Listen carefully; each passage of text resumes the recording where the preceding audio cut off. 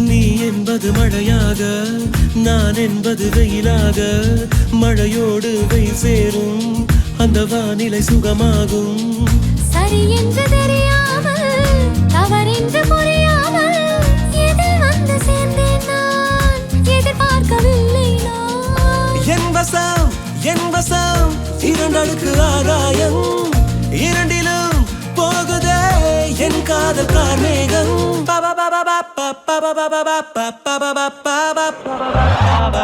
உன்னாலே உன்னாலே விண்ணாடச் சென்றேனே உன் முன்னே